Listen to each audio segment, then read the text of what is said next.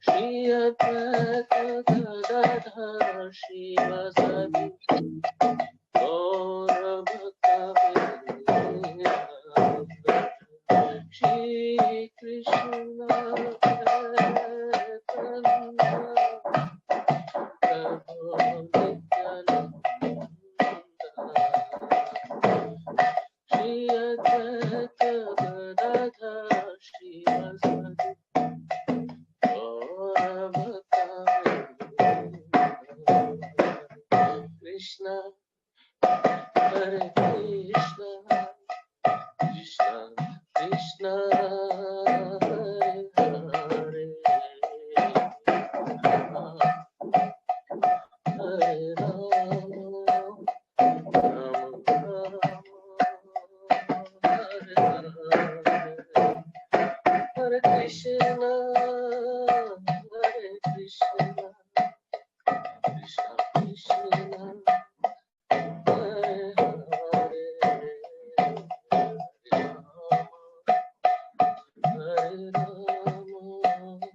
Rama Rama Rama Hare Hare Hare Krishna Hare Krishna Krishna Krishna Hare Hare Hare Rama Hare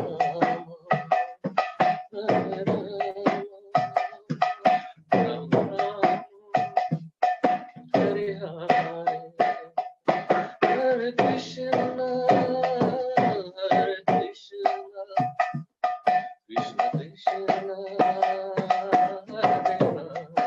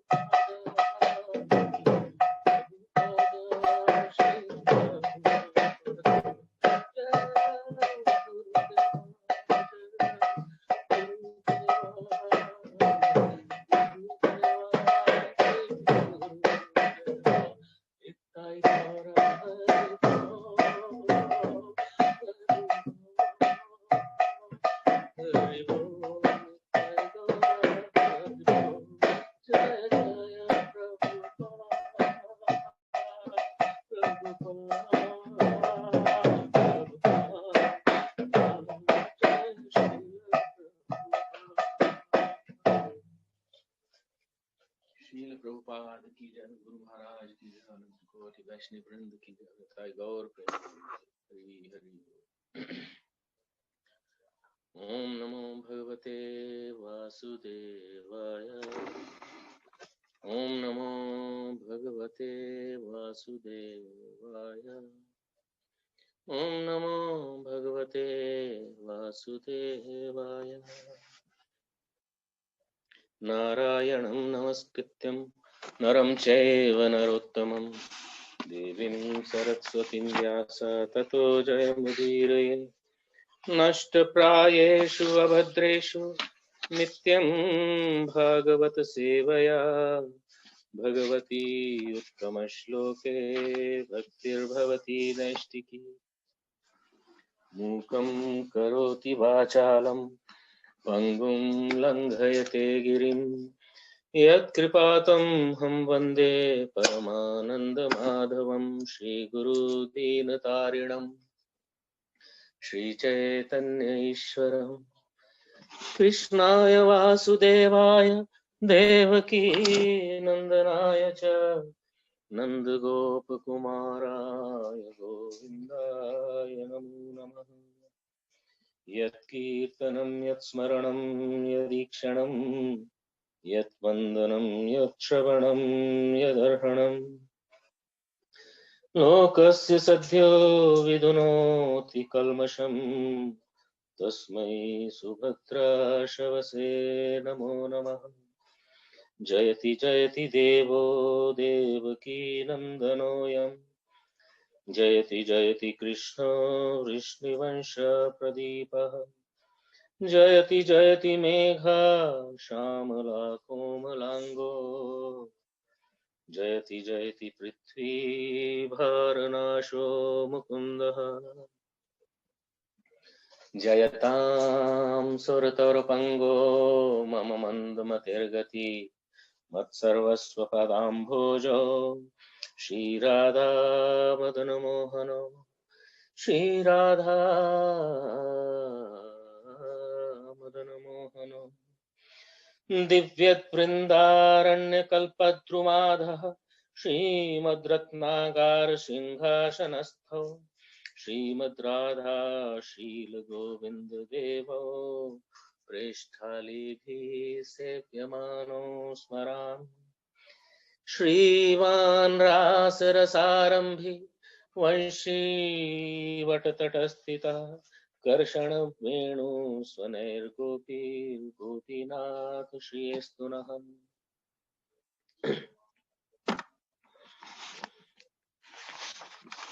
हरे कृष्ण। तो आज हम लोग शुरुआत करेंगे। सर्वप्रथम मैं सभी गुरुजनों को प्रणाम करूंगा, हमारे जितने भी परमाराध्य श्रील प्रभुपाद जी को, तत्पश्चात हमारे गुरुदेव श्री श्रीमद राधा गोविंद दास गोस्वामी महाराज, फिर हमारे शिक्षा गुरु जन जो है श्रीमान विजय माधव दास प्रभु, श्रीमान आनंद वृंदावन दास प्रभु, श्रीमान रास विग्रह दास प्रभु और श्रीमान असित दास प्रभु, और उससे भी पहले इस ग्रेस अतुल कृष्ण दास प्रभु जी, जो जिन्होंने बहुत ही सिस्टमैटिकली हमको भगवत गीता का अध्ययन करवाया है, सबके चरणों का आश्रय लेकर के आज हम ये सेशन शुरू करेंगे। तो सर्वप्रथम मैं थोड़ा सा प्रेयर करूंगा। ओम ज्ञान तिमिरान्धस्य ज्ञानांजन शलाकया चक्षुन्मीलितं येन तस्मै श्री गुरवे नमः। श्री चैतन्य मनोभीष्टं स्थापितं येन भूतले स्वयं रूप कदा मह्यं ददाति स्वपदान्तिकम्। वन्देऽहं श्रीगुरो श्रीयुतापदकमलं श्रीगुरून् वैष्णवांश्च श्रीरूपं साग्रजातं सहगण रघुनाथान्वितं तं सजीवं साद्वैतं सावधूतं परिजनसहितं कृष्ण चैतन्यदेवम् श्री राधा कृष्ण पादान सहगण ललिता श्री विशाखान्विताश्च। हे कृष्ण करुणा सिंधो दीन बंधो जगतपते गोपेश गोपिका कांत श्री राधा कांत नमस्तु। तप्त कांचन गौरांगी श्री राधे वृंदावनेश्वरी वृषभानु सुते देवी प्रणमामि हरिप्रिय। वांछा कल्पतरुभ्यश्च कृपा सिंधुभ्य एव च पतितानां पावनेभ्यो वैष्णवेभ्यो नमो नमः। श्री कृष्ण चैतन्य प्रभु नित्यानंद श्री अद्वैत गदाधार श्रीवासादि गौर भक्त वृंद। हरे कृष्ण कृष्ण कृष्ण हरे हरे, हरे राम राम राम हरे हरे। तो प्रिय भक्तों, आप सबका हार्दिक स्वागत है इस साप्ताहिक चर्चा सत्र में, जिसमें हम लोग श्रीमद् भगवत गीता के ऊपर डिस्कस कर रहे हैं। हमने करीब 20 session already we have completed, जिसमें हमने भगवत गीता के जो बेसिक कॉन्सेप्ट हमने डिस्कस किए हैं, और अभी हम लोग पिछले सेशन से श्रीमद् भगवत गीता यथारूप का कवर टू कवर अध्ययन शुरुआत किया हमने। तो आइए उसके आमुख को पढ़ते हैं, जो प्रभुपाद जी क्या लिखते हैं और उन्होंने किस प्रकार से ये पुस्तक को शुरुआत किया, और उसमें वो हमारे साथ में क्या संदेश देना चाहते हैं पढ़ने से पहले। तो वो पढ़ते हैं। तो प्रभुपाद जी कहते हैं कि सर्वप्रथम मैंने भगवत गीता यथारूप इसी रूप में लिखी थी जिस रूप में अब ये प्रस्तुत की जा रही है। इससे पहले जो था बहुत सारी इसमें काट छांट हुई थी। मतलब दुर्भाग्यवश जब पहली बार इसका प्रकाशन हुआ तो मूल पांडुलिपि को छोटा कर दिया गया, जिससे अधिकांश लोगों की व्याख्याएं छूट गई थी, और मेरी अन्य सारी कृतियों में पहले मूल श्लोक दिए गए हैं, फिर उनका अंग्रेजी में लिप्यांतरण है, तब संस्कृत शब्दों का अंग्रेजी में अर्थ, फिर अनुवाद और अंत में तात्पर्य रहता है। तो प्रभुपाद जी ने इंग्लिश वाला उसमें ये प्रीफेस जो लिखा था, और ये उसका एज इट इज उसका सरलार्थ जो है या उसका अनुवाद जो है हिंदी भाषा में किया गया है। ओरिजिनली उन्होंने इंग्लिश में लिखी थी, क्योंकि उनके गुरु महाराज ने वैसा ही उनको आदेश दिया गया था। इससे कृति प्रामाणिक तथा विद्वत्ता पूर्ण बन जाती है और उसका अर्थ स्वतः स्पष्ट हो जाता है। अतः जब मुझे अपनी मूल पांडुलिपि यानी उसकी जो बेसिक मैन्युस्क्रिप्ट थी उसको छोटा करना पड़ा, तो मुझे कोई प्रसन्नता नहीं हुई। किंतु जब भगवत गीता यथारूप की मांग बढ़ी, तब तमाम विद्वानों तथा भक्तों ने मुझसे अनुरोध किया कि मैं इस कृति को इसके मूल रूप में प्रस्तुत करूं। अतएव इस ज्ञान की महान कृति को मेरी मूल पांडुलिपि का रूप प्रदान करने के लिए वर्तमान प्रयास किया गया है, जो पूर्ण परंपरागत व्याख्या से युक्त है। तो इसमें जो भी व्याख्या है परंपरागत, उन्होंने बहुत सारे आचार्यों द्वारा लिखा गया जो टीकाएं हैं उनका अध्ययन किया। मेन रूप से श्रीधर स्वामी जो बहुत ही चैतन्य महाप्रभु के काल में हुए हैं, और उसी प्रकार से श्रील विश्वनाथ चक्रवर्ती ठाकुर, श्रील बलदेव विद्याभूषण जो इस आचार्य परंपरा में उन्होंने इस वेदांत सूत्र में टिप्पणी जो प्रस्तुत की थी, जैसे कि हम पहले भी पढ़ चुके हैं, और उन्हीं को उन्होंने डेडिकेट भी किया है। तो उनकी सारी व्याख्याओं को पढ़ करके समझ करके उसको बस सरल भाषा में उसका रूपांतरण किया गया, क्योंकि मूल जो टीकाएं हैं वो संस्कृत या बांग्ला में भी है, दोनों भाषाओं में दी गई। अच्छा, परंपरागत व्याख्या से युक्त है, जिससे कि कृष्ण भावनामृत आंदोलन की अधिक प्रगतिशील एवं पुष्ट स्थापना की जा सके। तो उन्होंने ये उनका मेन मकसद था, क्यों उन्होंने परंपरागत तरीके से उसको व्याख्याओं का स्टडी करके उसको करने के लिए। तो हमारा कृष्ण भावनामृत आंदोलन मौलिक ऐतिहासिक दृष्टि से प्रामाणिक, तो आप मतलब कि हिस्टोरिकल पॉइंट ऑफ व्यू से भी देखें तब भी ये प्रामाणिक यानी इट्स वेरी ऑथेंटिक, सहज तथा दिव्य है, क्योंकि ये भगवत गीता यथा रूप पर आधारित है, मतलब उसमें कोई कंकॉक्शन नहीं दी गई है। ये संपूर्ण जगत में विशेषतया नई पीढ़ी के बीच अधिक लोकप्रिय हो रहा है। ये प्राचीन पीढ़ी के बीच में भी अधिकाधिक सुरुचि प्रदान करने वाला है। प्रौढ़ इसमें इतनी रुचि दिखा रहे हैं कि हमारे शिष्यों के पिता तथा पितामह हमारे संघ के आजीवन सदस्य बनकर हमारा उत्साह वर्धन कर रहे हैं। लॉस एंजलिस में अनेक माताएं तथा पिता मेरे पास एक कृतज्ञता व्यक्त करने आते थे कि मैं सारे विश्व में कृष्ण भावनामृत आंदोलन की अगुवाई कर रहा हूँ। उनमें से कुछ लोगों ने कहा कि अमेरिकी लोग बड़े ही भाग्यशाली हैं कि मैंने अमेरिका में कृष्ण भावनामृत आंदोलन का शुभारंभ किया है, किंतु इस आंदोलन के आदि प्रवर्तक तो स्वयं भगवान कृष्ण है, क्योंकि ये आंदोलन बहुत काल पूर्व प्रवर्तित हो चुका था और परंपरा द्वारा ये मानव समाज में चला आ रहा है। यदि इसका किंचित मात्र श्रेय है तो वो मुझे नहीं, अपितु मेरे गुरु कृष्ण कृपा मूर्ति ओम विष्णुपाद परमहंस परिव्राजकाचार्य अष्टोत्तर शत श्रीमद भक्ति सिद्धांत सरस्वती गोस्वामी महाराज प्रभुपाद के कारण, तो श्रेय अपने गुरु महाराज को दे रहे हैं। यदि इसका कुछ भी श्रेय मुझे है तो बस इतना कि मैंने बिना किसी मिलावट के भगवत गीता को यथा रूप में प्रस्तुत करने का प्रयास किया है। तो ये प्रभुपाद जी की हम्बलनेस है, ह्यूमिलिटी है कि वो इस तरह से कह रहे हैं। और उन्होंने, जैसे कि आपको सबको मालूम है कि उनको भक्ति वेदांत का उपाधि दे दिया गया था संस्था के द्वारा, गौड़ीय वैष्णव समाज के द्वारा। मेरे इस प्रस्तुतिकरण के पूर्व भगवत गीता के जितने भी अंग्रेजी संस्करण निकले हैं उनमें व्यक्तिगत महत्वाकांक्षा को व्यक्त करने के प्रयास दिखते हैं। यानी बहुत सारी भगवत गीता के संस्करण हैं जिसमें बहुत ही फ्लैवरी लैंग्वेज दी गई है या इस तरह से बोम्बास्टिक इंग्लिश है, तो उसका यूज करने से मतलब that is to get a glorification of the writer himself rather than presenting the subject matter. तो यहाँ पे प्रभुपाद जी का यथारूप है कहने का अर्थ यह है, इसमें भगवान की ग्लोरिफिकेशन है, भगवान का ही ग्लोरिफिकेशन किया गया, भगवान श्री कृष्ण का। तो इसलिए वो ये एक पर्टिकुलर चीज जो है, बाकी जो टीकाएं हैं भगवत गीता की और ये टीका यथारूप है उसको इससे जो है सेपरेट करती है। किंतु भगवत गीता यथारूप प्रस्तुत करते हुए हमारा प्रयास भगवान कृष्ण के संदेश यानी मिशन को प्रस्तुत करना रहा। हमारा कार्य तो कृष्ण की इच्छा को प्रस्तुत करना है, न कि किसी राजनीतिज्ञ, दार्शनिक या विज्ञानी की संसारी इच्छा को, क्योंकि इनमें चाहे कितना ही ज्ञान क्यों न हो, कृष्ण विषयक ज्ञान रंच मात्र भी नहीं पाया जाता।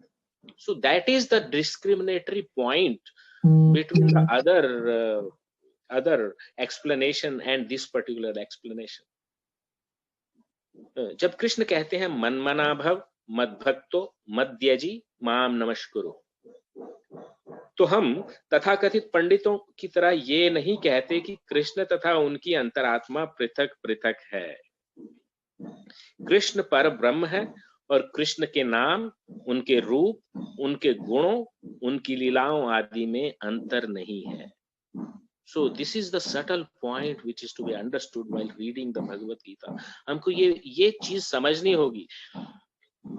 और जब हम इस दृष्टिकोण से, अच्छा चलो किसी को विश्वास नहीं भी है तो वो इसको एज्यूम करके चले, लाइक हम लोग कोई मैथमेटिकल थ्योरम को एक्सप्लेन करते हैं तो we assume certain things, you know, we assume, हम एज्यूम करके चलते हैं, सपोज दिस इज ट्रू, फिर हम पूरा प्रीमाइस प्रेजेंट करते हैं और बाद में hence prove it is true, ऐसा करते हैं। किसी को विश्वास नहीं है कृष्ण के ऊपर में, कोई बात नहीं, वो कम से कम इतनी श्रद्धा रख के एज्यूम करके चले कि कृष्ण भगवान स्वयं भगवान है, कृष्णस्तु भगवान स्वयं, वैसे तो कहा भी है कृष्णस्तु भगवान स्वयं, ऐसा बिलीव करके चलना चाहिए और उसी दृष्टिकोण से भगवत गीता को पढ़ना चाहिए और समझने की कोशिश करनी चाहिए। जो व्यक्ति परंपरागत कृष्ण भक्त नहीं है उसके लिए कृष्ण के सर्वोच्च ज्ञान को समझ पाना कठिन है,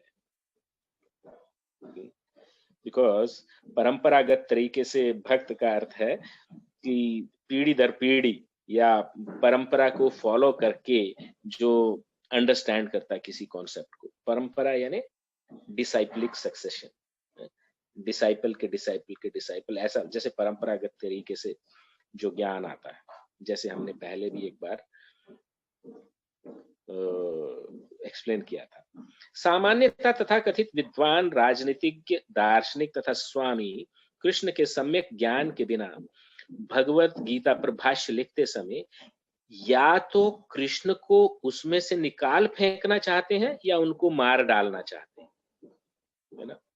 तो बहुत सारी भगवत गीता की टीकाओं में भगवान कृष्ण का कहीं मतलब कि जिक्र ही नहीं आता, वो जस्ट कोरे कॉन्सेप्ट को लेकर चलते हैं मानसिक धरातल पर, और which is, you know, after some time people find it very difficult to follow and they cannot, you know, digest it. इसीलिए आप भारतवर्ष में ही भगवत गीता को अगर हम देखेंगे तो बहुत ज्यादा लोग उत्सुक नहीं रहते, पढ़ते हैं समझ में नहीं आता है, क्योंकि बेसिक गलती यहाँ पे होती है कि हम भगवान कृष्ण को मान के चले और तब जाके हमारी जो स्पिरिचुअल कॉन्शियसनेस जागृत होती है। क्योंकि भगवान भगवत गीता में कहते हैं मत्तः स्मृतिर ज्ञानम अपोहनम च, मैं ही स्मृति देता हूं। जब वो स्मृति देने वाले हैं और वो जो कह रहे हैं उनको हम वहां से हटा दें तो वो कहां से देंगे, मतलब it's a very basic premise on which it is based. Bhagavad Gita का ऐसा अप्रमाणिक भाष्य मायावादी भाष्य कहलाता है और श्री चैतन्य महाप्रभु हमें ऐसे अप्रमाणिक लोगों से सावधान कर गए हैं। अप्रमाणिक है, इनऑथेंटिक, और कोई उसकी ऑथेंटिसिटी नहीं है जिसमें से वो भगवान को निकाल फेंकते। वे कहते हैं कि जो भी व्यक्ति भगवत गीता को मायावादी दृष्टि से समझने का प्रयास करता है वह बहुत बड़ी भूल करेगा। So this is the caution which is the writer is presenting here. Writer rather भगवान स्वयं अपने चैतन्य महाप्रभु के रूप में उनका जब अवतार हुआ तब उन्होंने तभी ये चीज बोला था, मायावादी होइल सर्वनाश, इस तरह सर्वनाश की बात करके गए हैं चैतन्य महाप्रभु। ऐसी भूल का दुष्परिणाम ये होगा कि भगवत गीता के दिग्भ्रमित जिज्ञासु आध्यात्मिक मार्गदर्शन के मार्ग में मोहग्रस्त हो जाएंगे और भगवत धाम वापस नहीं जा सकते। तो हम जो लोग जन्म मृत्यु के चक्र से छुटकारा पाना चाहते हैं और वापस भगवत धाम जाना चाहते हैं, तो उनके लिए ये चीज डिफिकल्ट होगी अगर वो इन ऑथेंटिक एक्सप्लेनेशन के पीछे भागेंगे और एंड में हाथ में कुछ भी नहीं लगेगा। देन अगेन पुनरपि जन्म पुनरपि मरणम पुनरपि जननी जठरे शयनम। तो दोबारा से माता के गर्भ में आना ही पड़ेगा, दोबारा से संघर्ष करना पड़ेगा और दोबारा से मृत्यु मुख में जाकर के इस तरह से कई साइकिल्स, जब तक मनुष्य वास्तविक परिस्थिति कृष्ण को एक्सेप्ट करने की स्टेज में नहीं आ जाता तब तक ये मुक्ति का कार्य संभव नहीं है।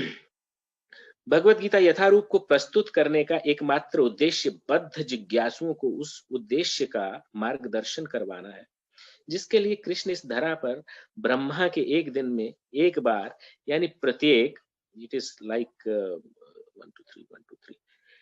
8,600 मिलियन और 8.6 बिलियन आप कह सकते हैं वर्ष बाद अवतार लेते हैं। तो सच ए लॉन्ग टाइम एक बार भगवान आते हैं और आकर के दोबारा से उस चीज को, ज्ञान को एस्टेब्लिश करते हैं। भगवत गीता में इस उद्देश्य का उल्लेख हुआ है कि हमें उसे उसी रूप में ग्रहण कर लेना चाहिए, अन्यथा भगवत गीता तथा उसके वक्ता भगवान कृष्ण को समझने का कोई अर्थ नहीं है। तो उसमें कोई कंकॉक्शन ना हो, इस वजह से प्रभुपाद जी यहाँ पे हमें थोड़ा सा कॉशन दे रहे हैं, यहाँ पे हमारे को थोड़ा सा बता रहे हैं कि इस चीज को आप पर्टिकुलरली ख्याल रखिएगा। कृष्ण की अच्छा, भगवान कृष्ण ने सबसे पहले लाखों वर्ष पूर्व सूर्यदेव से भगवत गीता का प्रवचन किया था। एवं विवस्वते ज्ञानम प्रोक्तवान अहम अव्ययम। इस अव्यय ज्ञान को पहले विवस्वान, सूर्यदेव विवस्वान को हमने दिया था, ऐसा भगवान कहते हैं। तो हमें इस तथ्य को स्वीकार करना होगा और कृष्ण के प्रमाण की गलत व्याख्या किए बिना भगवत गीता के ऐतिहासिक महत्व को समझना होगा कि सकाले नेह योगो नष्ट परंतप, सकाले नेह महता योगो नष्ट परंतप। तो अर्जुन को कहते हैं कि हे परंतप कि मैंने ये विवस्वान को दिया था लेकिन काल क्रम में ये जो है नष्ट हो गया था। तो नष्ट होने के बाद में कुरुक्षेत्र में जब भगवान ने जब अवतार लिया 5000 वर्ष पूर्व द्वापर युग के अंदर में, तो उन्होंने दोबारा से अर्जुन को वो ज्ञान, वही ज्ञान बताया। एक्चुअली में भगवत गीता का ज्ञान, एक्चुअली इसको चतुश्लोकी गीता भी कहते हैं, वैसे तो 4 श्लोकों में ही पूर्ण हो जाता है, लेकिन अर्जुन की जिज्ञासाएं थी तो क्रमबद्ध तरीके से उसको समझाया गया। लेकिन जो एक्चुअली समझने लायक चीज है तो 4 ही श्लोकों में व्यक्ति अगर समझ जाए तो इतना कलयुगी मनुष्य के बुद्धि इतनी विकसित कहाँ है जो ऐसा समझ पाएगा। तो इसीलिए यहाँ पे कह रहे हैं कि हमें इस तथ्य को स्वीकार करना होगा और कृष्ण के प्रमाण की गलत व्याख्या किए बिना भगवत गीता के ऐतिहासिक महत्व को समझना होगा। हिस्टोरिकल बैकग्राउंड है इसकी कुछ, ये कोई ऐसी फिक्टिशियस स्टोरी के आधार पे नहीं बताई गई चीज। कृष्ण की इच्छा का संदर्भ दिए बिना भगवत गीता की व्याख्या करना महान अपराध है। तो इसमें भगवान की बहुत सारी इच्छा व्यक्त करते हैं। भगवान जैसे कहते हैं ना, धर्म्यम तु साक्षात भगवत प्रणीतम। भगवान supreme personality of God head, यानी भगवान यानी supreme personality of God head ने जो कह दिया वो ही धर्म हो जाता है। अर्जुन को कह दिया कि आप युद्ध करिए तो वो ही उसके लिए धर्म हो जाता था एक्चुअली। तो कृष्ण की इच्छा का संदर्भ देना जरूरी है और उसके बिना भगवत गीता की व्याख्या करना महान अपराध है। तो इस अपराध से बचने के लिए कृष्ण को भगवान के रूप में समझना होगा, जिस तरह कृष्ण के प्रथम शिष्य अर्जुन ने उन्हें समझा था। तो जैसे मैं पहले कह रहा था कि ये चीज को मतलब आप जिसको विश्वास नहीं है केवल एग्ज्यूम करके तो चल ही सकते हैं, और उसी प्रिमाइस पर हम लोग फाइनली देखेंगे कि क्या होता। तो give me 1 second.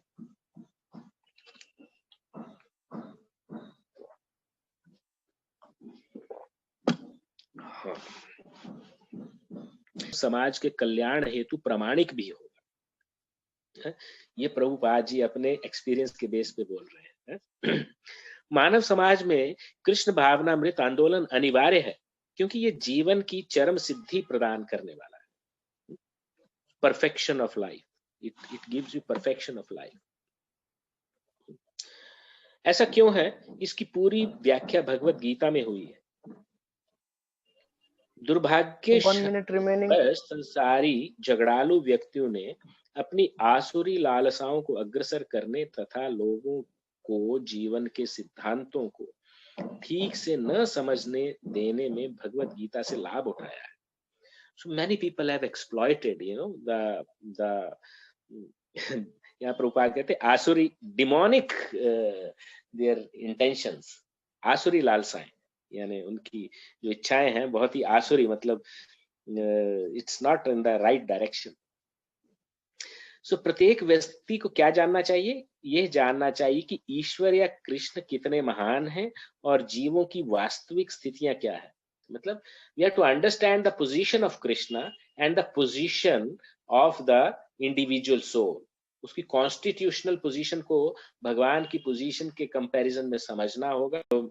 Many may not believe, okay, पर आप ये चीज साथ में एज्यूम करके चलिए कि जो राइटर है ये कहना चाह रहे हैं, उनका मूड जो है, ये मूड ये बताना है कि हम हमेशा कृष्ण के नित्य दास हैं और हमारा ड्यूटी है उनकी सेवा करने का। जैसे से उनकी सेवा करना यानी उनके बताए गए आदेशों का पालन करना हमारा कार्य। और यहाँ तक कि मायावादी चिंतक को भी इसी चक्र में पढ़ना होगा। तो ये ज्ञान एक महान विज्ञान है। ज्ञान और विज्ञान विशेष रूपेण ज्ञातम इति विज्ञानम, जो विज्ञान की जो डेफिनेशन है, विशेष रूपेण ज्ञातम। ज्ञान जो होता है, हम कोई चीज देखते हैं, सुनते हैं, महसूस करते हैं, तो हमारे को ज्ञान होता है। हमारी जो ज्ञान इंद्रियां हैं, 5 ज्ञान इंद्रियां, उसके द्वारा हम ज्ञान ग्रहण करते हैं। लेकिन बहुत तरीके से हम ऐसा होता है कि हम सुनकर ही ज्ञान ग्रहण करने को ज्ञान कहते हैं।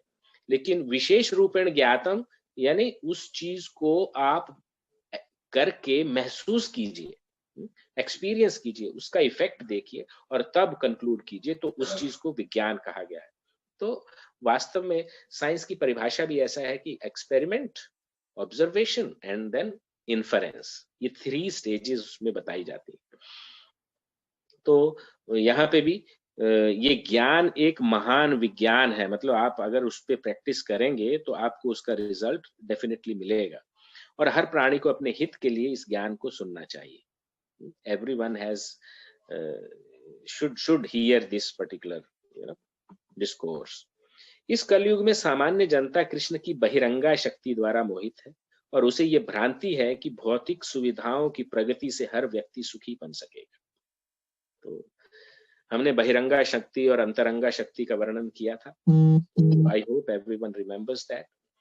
उसे इसका ज्ञान नहीं है कि भौतिक या बहिरंगा प्रकृति अत्यंत प्रबल है, क्योंकि हर प्राणी प्रकृति के कठोर नियमों द्वारा बुरी तरह से जकड़ा हुआ है। सौभाग्यवश जीव भगवान का अंश रूप है, अतएव उसका सहज कार्य है भगवान की सेवा करना। तो यहाँ प्रभुपाद जी बहुत ही क्लियरली बता रहे हैं, उसका सहज कार्य मतलब जो very natural is to serve him. So मोहवश मनुष्य विभिन्न प्रकारों से अपनी इंद्रिय तृप्ति करके सुखी बनना चाहता है, किंतु इससे वह कभी भी सुखी नहीं हो सकता। अपनी भौतिक इंद्रियों को तुष्ट करने के बजाय उसे भगवान की इंद्रियों को तुष्ट करने का प्रयास करना चाहिए। ऋषिकेन ऋषिकेश सेवनम भक्ति रुच्यते। भक्ति की परिभाषा में गोस्वामी गण बताते हैं कि ऋषिकेन ऋषिकेश सेवनम। ऋषि का अर्थ होता है सेंसेस, ऋषिकेन तो सेंसेस से, ऋषिक ईश जो सेंसेस का स्वामी है, इंद्रियों का स्वामी है, सेवनम उसकी सेवा करना, इसी चीज को भक्ति कहा गया है और यही जीवन की सर्वोच्च सिद्धि है। तो देखा जाए तो ये बहुत ही सिंपल तरीके से यहाँ पे रखी गई है, परंतु हम लोग देखते हैं कि कैसे हम लोग इस चीज को इम्प्लीमेंट कर पाएंगे। भगवान यही चाहते हैं और इसी की अपेक्षा रखते हैं। मनुष्य को भगवत गीता के इस केंद्र बिंदु को समझना होगा। This is the central point. अपनी भौतिक इंद्रियों को तुष्ट करने के बजाय उससे भगवान की इंद्रियों को तुष्ट करने का प्रयास करना चाहिए। ये सेंट्रल पॉइंट बताते हैं। तो भगवान यही चाहते हैं, इसी की अपेक्षा रखते हैं। मनुष्य को भगवत गीता के इस केंद्र बिंदु को समझना होगा। हमारा कृष्ण भावनामृत आंदोलन पूरे विश्व को इसी केंद्र बिंदु की शिक्षा देता है। और जो भी व्यक्ति भगवत गीता का अध्ययन करके लाभान्वित होना चाहता है, वह हमारे कृष्ण भावनामृत आंदोलन से इस संबंध में सहायता प्राप्त कर सकता है। अतः हमें आशा है कि भगवत गीता यथारूप को जिस रूप में प्रस्तुत कर रहे हैं उससे मानव लाभ उठाएंगे। और last sentence Prabhupada ji is writing in utmost humility and with very quite a conviction कि यदि एक भी व्यक्ति भगवत भक्त बन सके तो हम अपने प्रयास को सफल मानेंगे।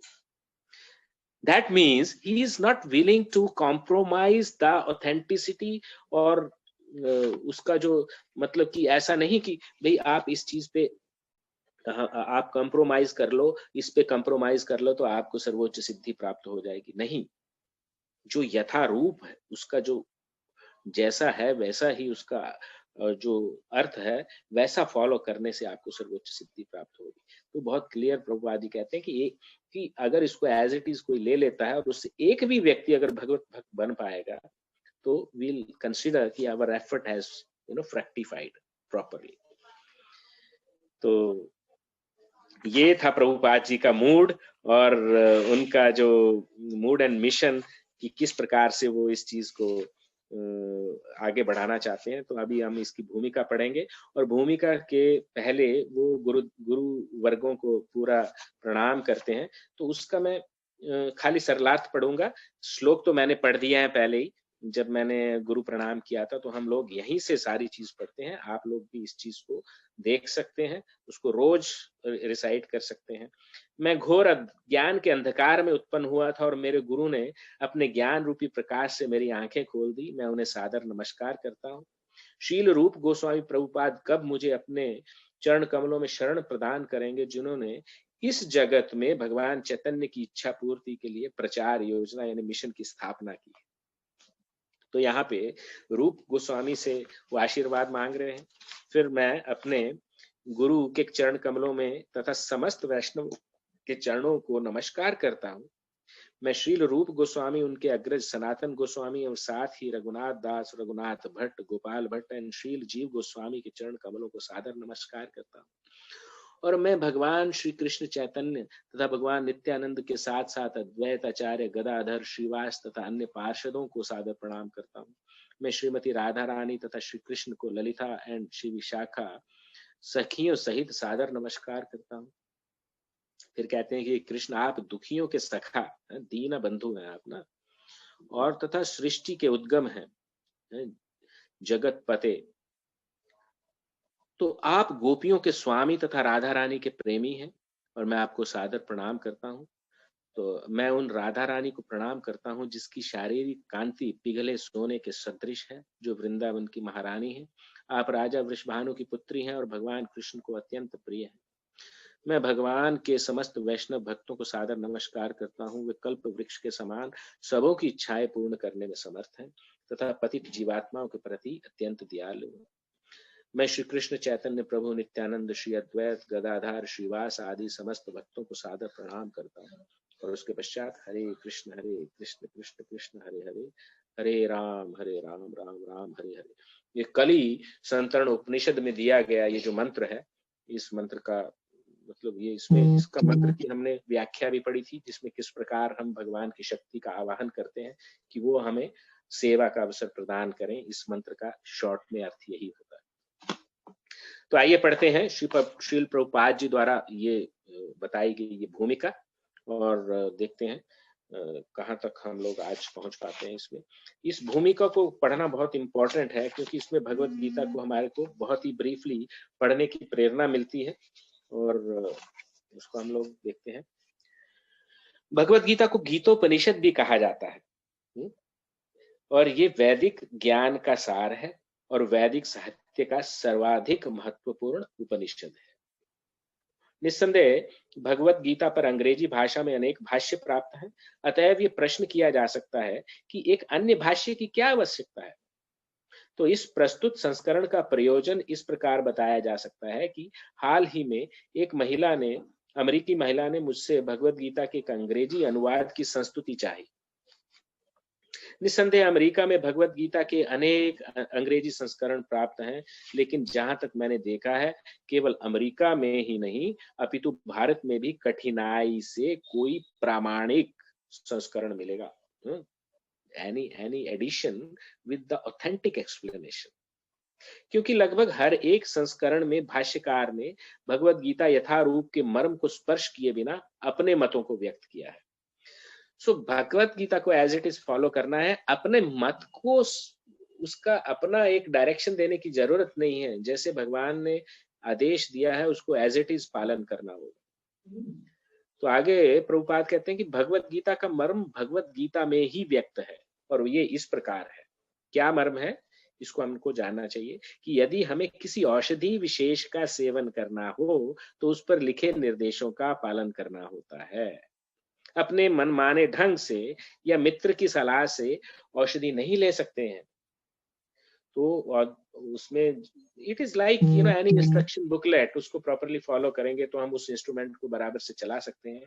या हमको किसी जैसे यहाँ पे औषधि विशेष का सेवन करना है, तो उसमें जो भी इंस्ट्रक्शन दी है उसको फॉलो कर सकते हैं हम लोग, तो हमें बराबर वो अपना काम करेगी। इसका सेवन लिखे हुए निर्देशों के अनुसार या चिकित्सक के आदेशानुसार करना होता है। इसी प्रकार भगवत गीता को इसके वक्ता द्वारा की दिए गए निर्देशानुसार ही ग्रहण या स्वीकार करना चाहिए। तो भगवत गीता के वक्ता कौन है? भगवान श्री कृष्ण है।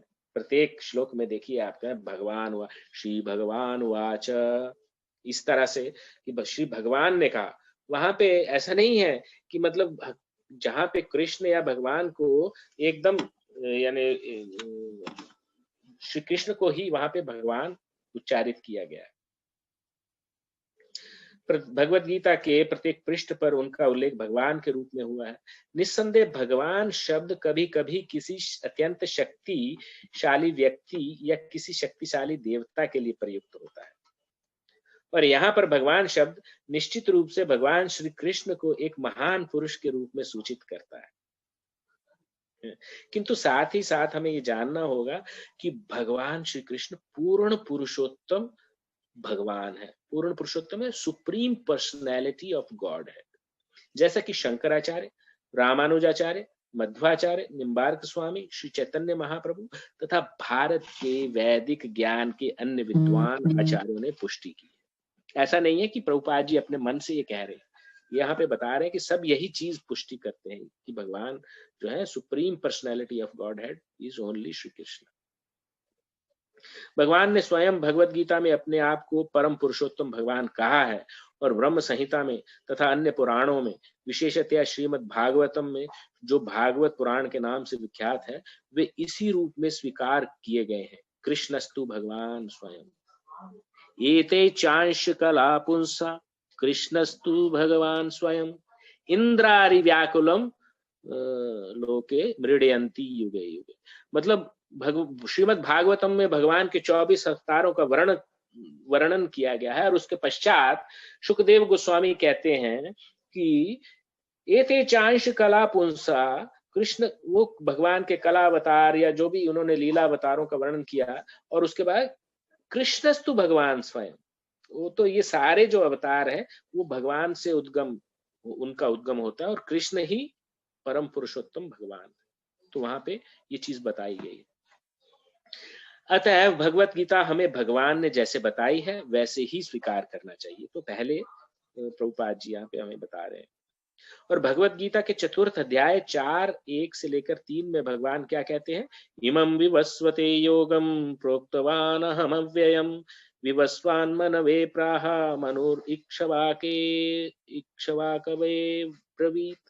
मतलब ये जो ज्ञान पहले विवस्वान को दिया गया, फिर विश्वान ने मनु और फिर इक्ष्वाकु को दिया गया। एवं परंपरा प्राप्तम इमं राज ऋषियो विदो। तो राज ऋषियों ने इसी प्रकार से इसको प्राप्त किया। और स कालनेह महता योगो नष्ट परंतपा। और काल क्रम में उसमें आक्षेप होते गए और ये कालांतर में नष्ट हो गया। स एवायम मया तेद्य योगा प्रोक्तः पुरातना भक्तोसी में सखा चेती रहस्यम हेत उत्तमम। तो भगवान कह रहे हैं कि यही ज्ञान मैं दोबारा से तुम्हें बता रहा हूं क्योंकि तुम मेरे प्रिय सखा हो और मेरे भक्त भी हो, इसलिए मैं आपको ये बता रहा हूं। तो यहाँ पर भगवान अर्जुन को सूचित करते हैं कि भगवत गीता की ये योग पद्धति सर्वप्रथम सूर्यदेव को बताई गई। सूर्यदेव ने इसे मनु को बताया, मनु ने इक्ष्वाकु को बताया। और इसी प्रकार गुरु परंपरा द्वारा ये योग पद्धति एक वक्ता से दूसरे वक्ता तक पहुंचती रही, लेकिन कालांतर में ये छिन्न भिन्न हो गई। फलस्वरूप भगवान को इसे फिर से बताना पड़ रहा है, और इस बार अर्जुन को कुरुक्षेत्र के युद्ध स्थल में। तो भगवान पूरी परंपरा बताते हैं। एवं परंपरा प्राप्त, ये ज्ञान परंपरा द्वारा ही प्राप्त किया जाता है। तो ये भगवत गीता में भगवान स्वयं बता रहे हैं कि इसको कैसे हमें प्राप्त करना है। तो वे अर्जुन से कहते हैं, मैं तुम्हें ये परम रहस्य इसलिए प्रदान कर रहा हूं कि तुम्हें मेरे भक्त तथा मित्र हो। इसका तात्पर्य यह है कि भगवत गीता ऐसा ग्रंथ है जो विशेष रूप से भगवत भक्त के लिए ही है और भगवत भक्त के निमित्त है। तो ऐसी अपेक्षा की जाती है कि जो इस ज्ञान को प्राप्त करना चाहिए उसके लिए भगवत भक्ति जरूरी है। भगवान कहते भी हैं, भक्त्या ममा भी जानाति यावन यश चाश्मि तत्वतः। तत्वतः अगर इस ज्ञान को प्राप्त कर तो भक्ति से ही मुझे जाना जा सकता है। भक्त्या ममा भी जानाति यावन यश चाश्मि। जैसा मैं हूं वैसा अगर मुझे जानना चाहते हो तो आप खाली भक्ति योग से ही मुझे जान पाओगे। तो इसीलिए वही चीज यहाँ पे प्रभुपाद जी बता रहे हैं।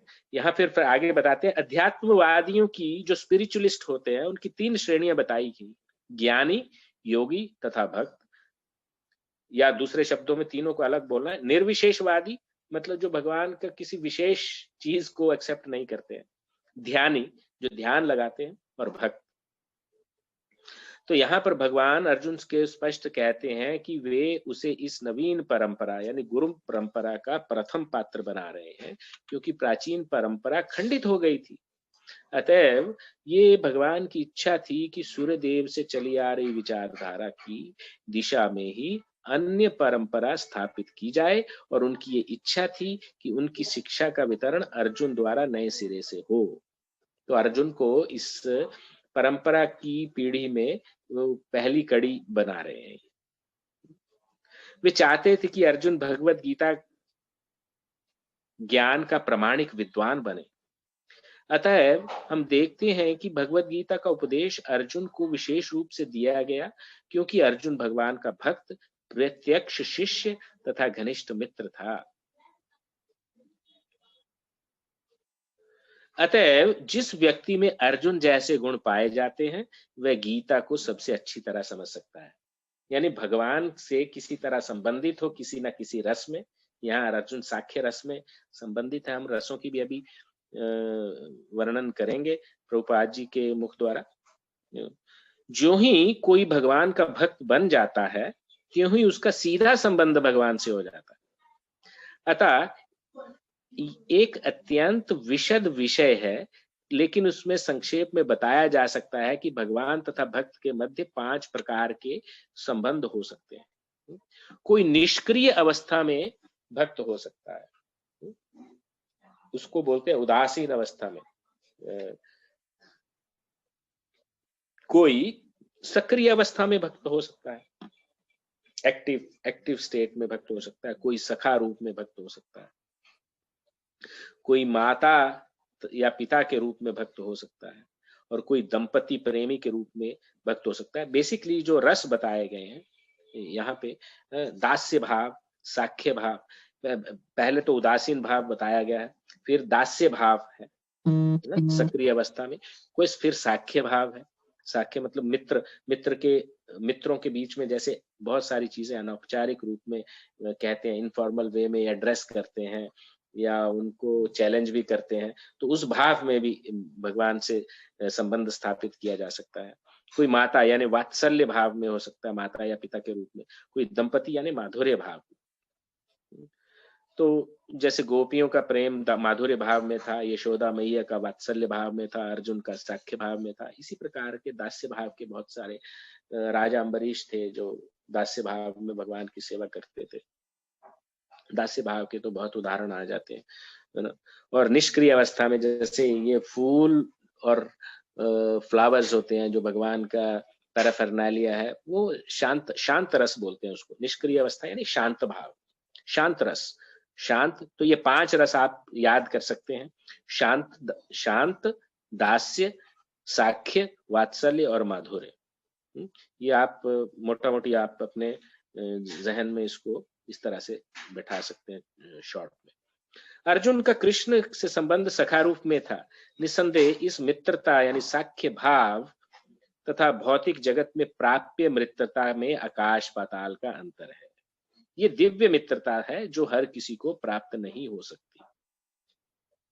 निसंदेह प्रत्येक व्यक्ति का भगवान से सीधा संबंध होता है और यह संबंध भक्ति की पूर्णता से ही जागृत होता है, किंतु वर्तमान जीवन की अवस्था में हमने न केवल भगवान को भुला दिया है, अपितु हम भगवान के साथ अपने शाश्वत संबंध को भी भूल चुके हैं।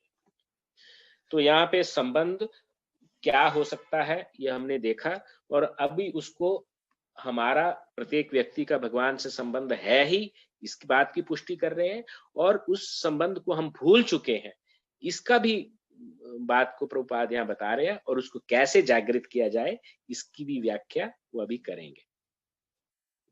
लाखों करोड़ों जीवों में से प्रत्येक जीव का भगवान के साथ नित्य विशिष्ट संबंध है। सभी का संबंध है भगवान के साथ, कोई माने या ना माने संबंध है ही, है ना। ये स्वरूप कहलाता है, वो जो संबंध को हम स्वरूप कहते हैं। जैसे कोई एम्प्लॉय है, बॉस है और सबॉर्डिनेट है, तो जब मैं तो वैसा ही हूँ, जैसे ऑफिस में जाता हूँ तो मेरा बॉस मुझे कहता है फलाना काम करो तो मैं करता हूँ, तो वहां पे मेरा देखिए है तो मैं वैसा ही हूँ, लेकिन मेरा स्वरूप वहां पे कैसा हो जाता है, एक एम्प्लॉय का स्वरूप हो जाता है। तो आप इसको इस तरह से समझ सकते हैं।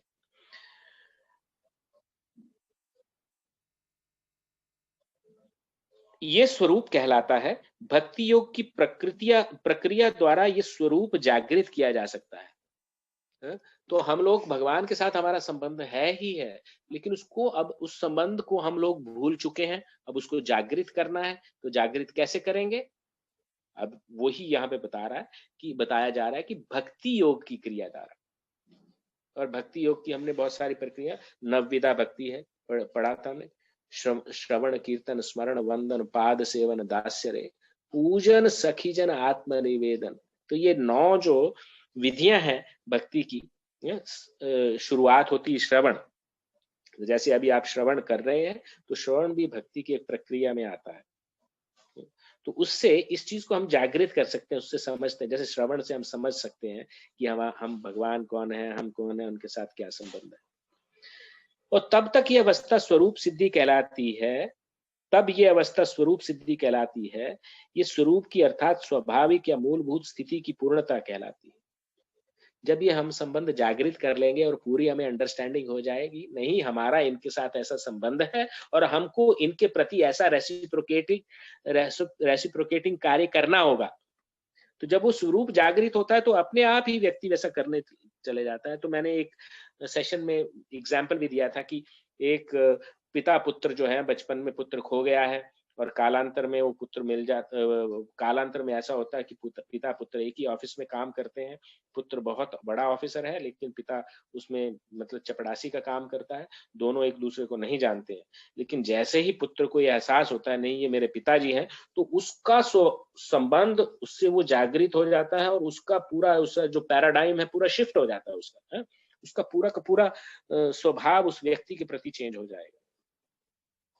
तो वो जब जागृति आ जाती है, जब भगवान से हमारी संबंध की जागृति आ जाती है, तो हमारा उनके प्रति देखने का दृष्टिकोण पूरी तरह से बदल जाता है और हमारा उनके प्रति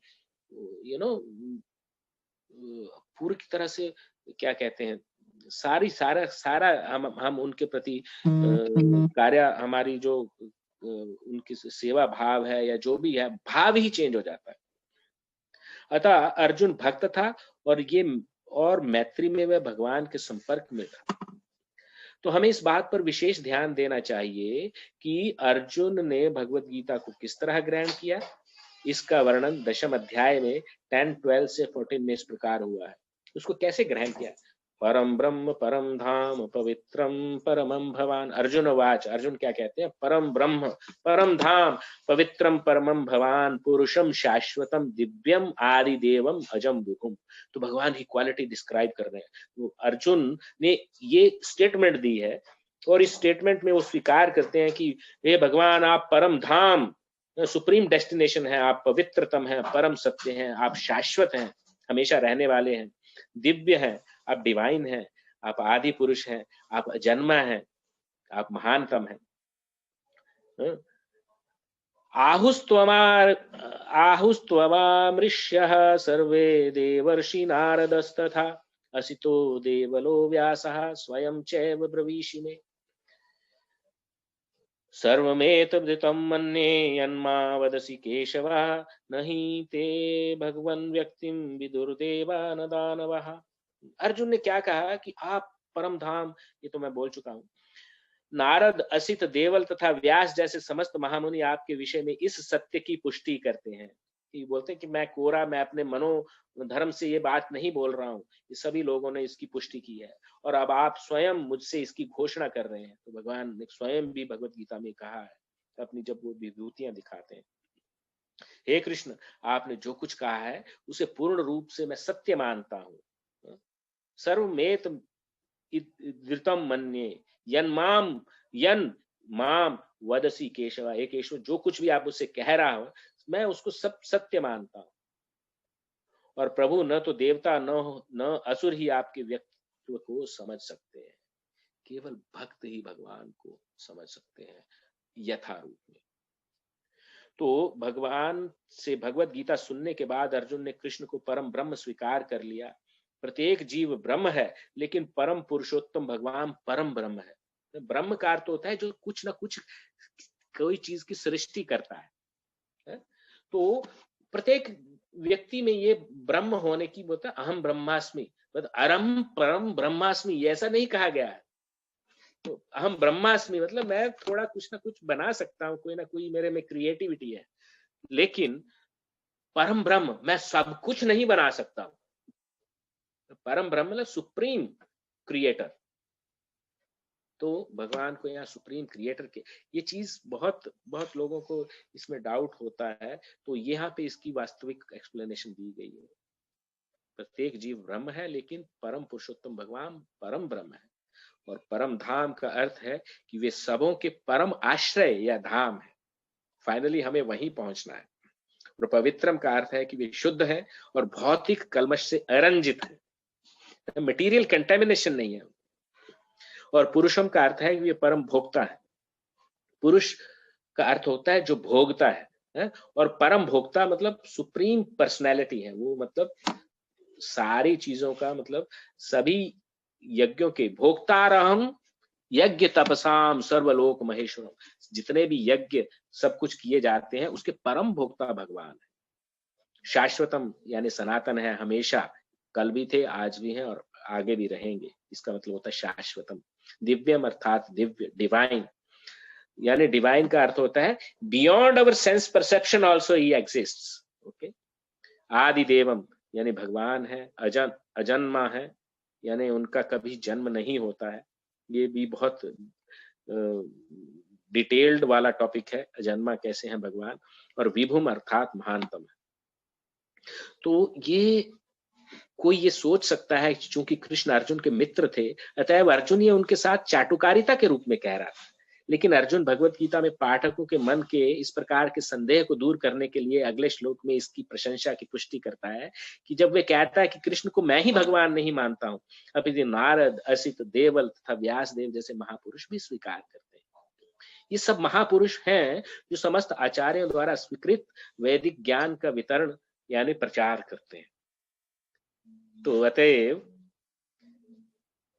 अर्जुन कृष्ण से कहता है कि वे जो कुछ भी कहते हैं उसे वह पूर्ण सत्य मानता है। सर्वमेत गतम मन्ये, आप जो कुछ कहते हैं उसे मैं सत्य मानता हूं। इसलिए अर्जुन ये भी कहता है कि भगवान के व्यक्तित्व को समझ पाना बहुत कठिन है, यहाँ तक कि बड़े बड़े देवता भी उन्हें समझ नहीं पाते। अतएव मानव भक्त बने बिना भगवान कृष्ण को कैसे समझ सकता है। तो इसी के साथ ही मैं अपनी वाणी को यहीं पे विराम दूंगा। आज हमने जो थोड़ा बहुत कवर किया है आज up to 5th page, so we have maybe some more session to cover this introduction part. तो मैं क्विक अनुमोदन चाहूंगा सबसे। मैं